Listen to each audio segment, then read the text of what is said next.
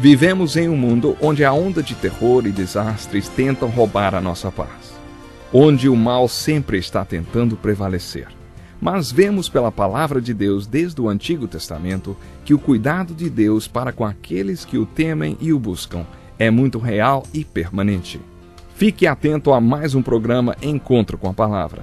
Aqui apresentamos a palavra de Deus como resposta a todas as mais difíceis questões da vida. Agora com você, Pastor Edson Bruno.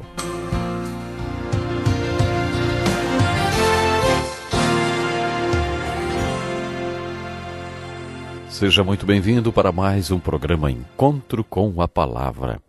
Atualmente, nesse estudo da Bíblia, temos nos dedicado ao conhecimento dos profetas do Velho Testamento. No último programa, aprendemos que o livro de Miqueias registra 3 sermões. Analisamos o primeiro deles, registrado nos 2 primeiros capítulos do livro. O segundo sermão se inicia no capítulo 3, versículo 1, e vai até o versículo 15 do capítulo 5.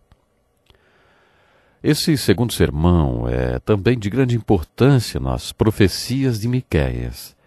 Para entendermos melhor esse sermão, precisamos de um certo conhecimento da política da época, uma vez que esse sermão tem a ver com as atitudes do governo. Nele, Miqueias revela sua preocupação com a atuação das autoridades governamentais. Ele dirige seu sermão aos líderes políticos do povo de Deus, que seria para nós hoje o governador e o prefeito. Ele também se dirige aos líderes espirituais, como os sacerdotes e os profetas. Segundo a visão de Miqueias, havia 3 tipos de líderes numa forma de governo dirigida por Deus. O primeiro deles seria o sacerdote. Sua função era representar o povo e lhe ensinar as verdades espirituais que Deus tinha para o seu povo. Os sacerdotes, além de serem os professores responsáveis pelas questões espirituais, deveriam ser também exemplos daquilo que ensinavam. O papel do profeta era ser o líder moral do povo, exortar os sacerdotes a que instruíssem o povo na obediência à palavra de Deus. Isso se aplica principalmente quando os sacerdotes eram corruptos e o povo imoral. Miqueias, portanto, responsabilizava os profetas pelo declínio moral da nação. De acordo com Miqueias, o terceiro líder nesse governo dirigido por Deus é o líder civil, responsável pela aplicação da lei de Deus ensinada pelo sacerdote e pregada pelo profeta. Ainda hoje, em nossa cultura, temos a figura desse líder. O pastor prega a lei de Deus, enquanto o oficial da lei é o homem nomeado por Deus que verifica se a lei de Deus pregada pelo pastor está sendo obedecida. O apóstolo Paulo, em sua carta aos Romanos, capítulo 13, fala sobre os oficiais da lei, sobre o homem que usa distintivo e tem autoridade dentro da sociedade, e diz que ele é como um ministro de Deus, assim como o pastor é no púlpito. Ele exorta o cristão a obedecer à autoridade que pode usar a sua espada, o que seria hoje uma pistola 9 milímetros, e usá-la com a finalidade de corrigir aquele que infringir a lei. Quando essa autoridade puxa o gatilho, está exercendo a autoridade que Deus lhe deu. As Escrituras nos ensinam que o governo vem de Deus, é instituído por Deus. Miqueias apresenta 3 níveis de governo. Como dissemos, existe o líder espiritual, o sacerdote, que tem a função de ensinar e de ser um exemplo daquilo que Deus quer que o povo conheça e também interceder junto a Deus pelo povo. O profeta prega e exorta o povo a que obedeça ao ensino ministrado pelo sacerdote. O líder civil deve fazer valer as leis de Deus que vêm através do sacerdote e do profeta.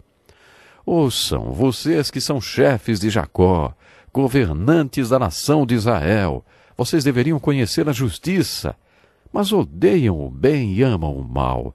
Arrancam a pele do meu povo e a carne dos seus ossos. Aqueles que comem a carne do meu povo arrancam a sua pele e despedaçam seus ossos e os cortam como se fossem carne para a panela.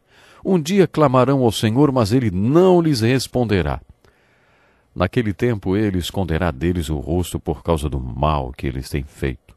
Assim diz o Senhor, aos profetas que fazem o meu povo desviar-se, e que quando lhes dão o que mastigar proclamam paz, mas proclamam guerra santa contra quem não lhes enche a boca, por tudo isso a noite virá sobre vocês. Noite sem visões, haverá trevas, sem adivinhações. O sol se porá, e o dia se escurecerá para os profetas. Os videntes envergonhados e os adivinhos constrangidos, todos cobrirão o rosto, porque não haverá resposta da parte de Deus. Mas, quanto a mim, graças ao poder do Espírito Santo do Senhor, estou cheio de força e de justiça para declarar a Jacó a sua transgressão e a Israel o seu pecado. Ouçam isto, vocês que são chefes da descendência de Jacó, governantes da nação de Israel, que detestam a justiça e pervertem tudo que é justo, que constroem Sião com derramamento de sangue e Jerusalém com impiedade. Seus líderes julgam sob suborno, seus sacerdotes ensinam visando lucro, e seus profetas adivinham em troca de prata. E ainda se apoiam no Senhor, dizendo: o Senhor está no meio de nós, nenhuma desgraça nos acontecerá. Por isso, por causa de vocês, Sião será arada como um campo, Jerusalém se tornará um monte de entulho e a colina do templo um matagal. Nesse segundo sermão de Miqueias, entendemos que ele repreende os líderes civis, os príncipes e os governadores, porque eles, nas suas funções, recebiam suborno, o que favorecia a corrupção, um costume muito comum na vida dos governantes. Hoje, em muitos países, é comum os líderes serem corruptos e movidos a aceitar suborno. Miqueias está combatendo esse tipo de corrupção. Depois Miqueias repreende os líderes espirituais, os profetas que adivinham em troca de prata. Isso quer dizer que eles tiveram o chamado de Deus para serem profetas, mas eram profetas profissionais. Miqueias reforça a ideia de que o sacerdócio não é uma profissão, é um chamado. Uma vez ouvi um pastor de uma grande igreja dizer: você não poderia me pagar 20 mil reais por mês para eu ser o pastor dessa igreja? Mas uma vez que Deus me chamou, eu aceito o ofício como um trabalho voluntário. É isso que deveríamos ver num homem que encara seu ministério como um chamado divino. Será que tem como se pagar toda a pressão, todo o desgaste, porque passa o pastor de uma igreja? Não dá, é impossível. Não há dinheiro que pague. Se o pastor for um homem temente a Deus, não deve estar visando o pagamento que vai receber. Ele faz o que ele foi designado porque recebeu um chamado. Os membros da igreja vão suprir suas necessidades para que ele fique livre para cumprir esse chamado. O ministro que tem um chamado não está pensando em fazer carreira ou no dinheiro que vai receber. Mas é claro, a igreja, como disse, vai suprir as necessidades do pastor. Ele precisa de um carro para se locomover, ele precisa sobreviver, ele precisa sustentar seus filhos na escola, ele precisa viver. Isso é lógico. Mas o pastor não pode ser comparado com outros profissionais. Quando um pastor ensina em troca de pagamento, então ele torna-se apóstata. Torna-se um simples profissional como qualquer outro. E Miqueias combateu a secularização do ministério. Depois Miqueias passa a repreender os líderes morais, os juízes que aceitavam dinheiro para favorecer um ao outro numa causa, pessoas que aceitavam dinheiro às escondidas com esse propósito. Ele diz: seus líderes julgam sob suborno, seus sacerdotes ensinam visando o lucro.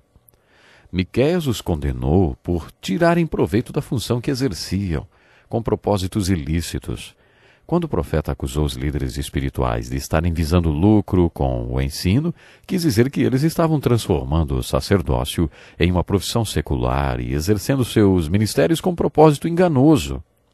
Quando ele disse que os profetas adivinham em troca de prata, ele os acusa de exercerem a bruxaria e a magia. Jeremias também acusou os profetas da mesma coisa. Jeremias disse: ouvi o que dizem os profetas, que profetizam mentiras em meu nome, dizendo: tive um sonho, tive um sonho. Até quando os profetas continuarão a profetizar mentiras e ilusões de suas próprias mentes? Tanto Miqueias como Jeremias reprovaram as pregações de alguns profetas que falavam dos seus próprios sonhos e visões. Imagine o povo de Deus nos seus lugares de adoração. Como ovelhas, olham para cima buscando ser alimentados pela palavra de Deus, mas não acham alimento. E o mais grave é que esses falsos servos de Deus estão sentados na mesa do Pai, estão na casa de Deus, onde se espera que seja pregada a sua palavra. Era com isso que Miqueias se indignava. Os sacerdotes ensinavam visando o lucro, e os profetas adivinhavam em troca de prata, e o povo não ouvia a palavra de Deus.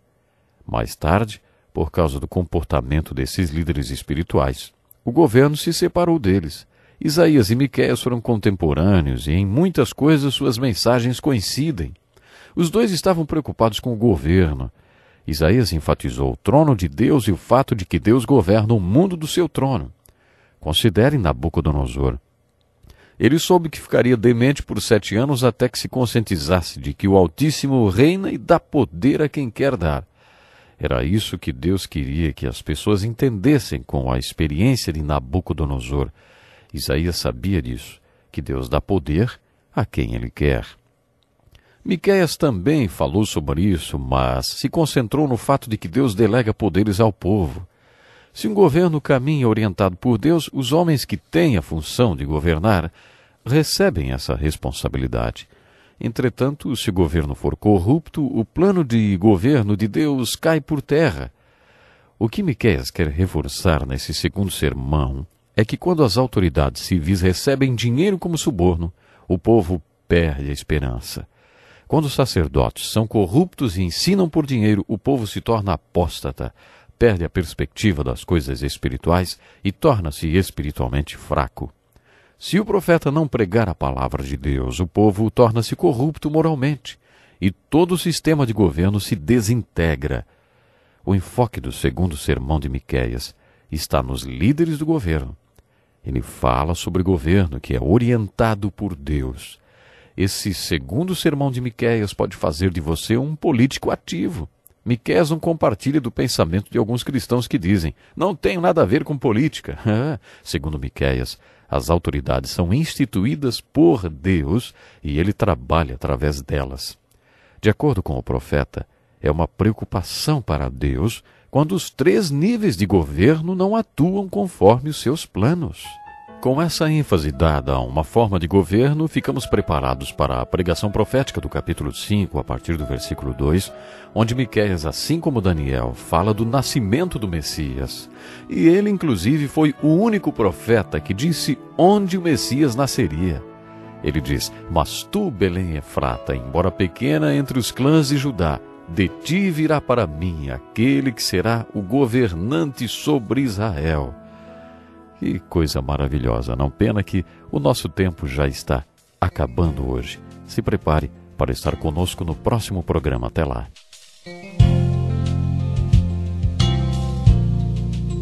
Que lição importantíssima. Obrigado, Pastor Edson Bruno. Prezado ouvinte, coloque em prática o que você ouviu aqui. Sem dúvida, sua vida será grandemente abençoada. Este é um estudo escrito pelo Dr. Dick Woodward, na voz do Pastor Edson Bruno. Escreva-nos e solicite o material. Nosso endereço é Encontro com a Palavra, Caixa Postal 2011, CEP 89201-970, Joinville, Santa Catarina.